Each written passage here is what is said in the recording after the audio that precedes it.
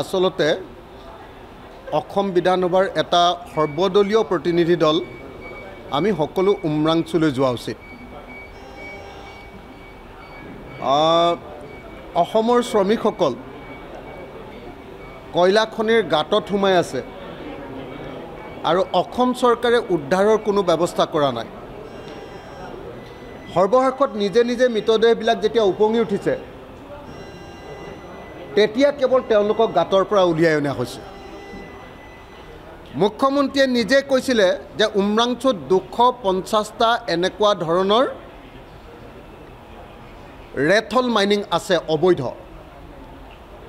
কাৰ্বি আংলঙত তাতকৈ বহুত বেছি অবৈধ ৰেথল মাইনিং আছে। কিন্তু এই বিষয়বিলাকৰ ওপৰত এতিয়ালৈকে কোনো একশ্যন লোৱাৰ কোনো ব্যৱস্থা হোৱা নাই। সেইকাৰণে মই বাৰম্বাৰ প্ৰস্তাৱ দি আহিছোঁ যে অসম বিধানসভাৰ সৰ্বদলীয় প্ৰতিনিধি দল আচলতে গোটেই বিধানসভাখন আমি উমৰাংচুলৈ যোৱা উচিত আৰু শ্ৰমিকসকল উদ্ধাৰ নকৰা পৰ্যন্ত আমি তাত থকা উচিত। সকলো শ্ৰমিকক তাৰ পৰা উদ্ধাৰ নকৰা পৰ্যন্ত অসম বিধানসভাৰ সকলো সদস্য মোৰ মতে তাত থকা উচিত।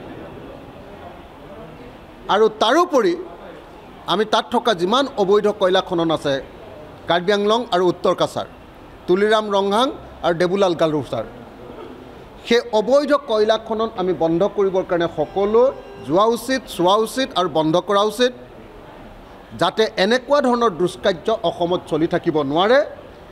কালি সেই প্ৰশ্ন উত্থাপন কৰাৰ কাৰণেই কালি বিজেপিৰ কোনো ধৰণৰ এডজৰ্ণমেণ্ট মোচন নাছিলে, কিন্তু আমাৰ প্ৰস্তাৱবিলাক উত্থাপন কৰাৰ লগে লগে তেওঁলোকে সন্মুখলৈ আহি হুলস্থুল কৰি তেওঁলোকে কাকো কথা ক'বলৈ দিয়া নাই। কালি আমি প্ৰথমবাৰৰ কাৰণে দেখিবলৈ পালোঁ যে চৰকাৰী পক্ষৰ বিধায়কসকলে কোনো তেওঁলোকৰ নিজৰ প্ৰস্তাৱ নাই, এডজৰ্ণমেণ্ট মোচন নাই, তেওঁলোকৰ সদন স্থগিত প্ৰস্তাৱ নাই, অথচ আনে উত্থাপন কৰা প্ৰস্তাৱটো যাতে আলোচনা হ'ব নোৱাৰে তাৰ কাৰণে গোটেই সদনখন অচল কৰি পেলাইছে। অধ্যক্ষ ডাঙৰীয়ায়ো আমি দেখিছোঁ যে আমি যদি সেইডোখৰলৈ যাওঁ তেতিয়াহ'লে গোটেই মহাভাৰত অশুদ্ধ হৈ যায়। কিন্তু কালি যেতিয়া প্ৰথমতে চৰকাৰী পক্ষৰ মানুহে গৈ সেই হুলস্থুল কৰিছে তেওঁলোকক কিন্তু কালি সদনৰ পৰা উলিয়াই দিয়াৰ ব্যৱস্থা গ্ৰহণ কৰা নাই। আচলতে অসম বিধানসভাৰ এটা সৰ্বদলীয় প্ৰতিনিধি দল আমি সকলো উমৰাংচুলৈ যোৱা উচিত। অসমৰ শ্ৰমিকসকল কয়লা খনিৰ গাঁতত সোমাই আছে আৰু অসম চৰকাৰে উদ্ধাৰৰ কোনো ব্যৱস্থা কৰা নাই। সৰ্বশেষত নিজে নিজে মৃতদেহবিলাক যেতিয়া উপঙি উঠিছে তেতিয়া কেৱল তেওঁলোকক গাঁতৰ পৰা উলিয়াই অনা হৈছে।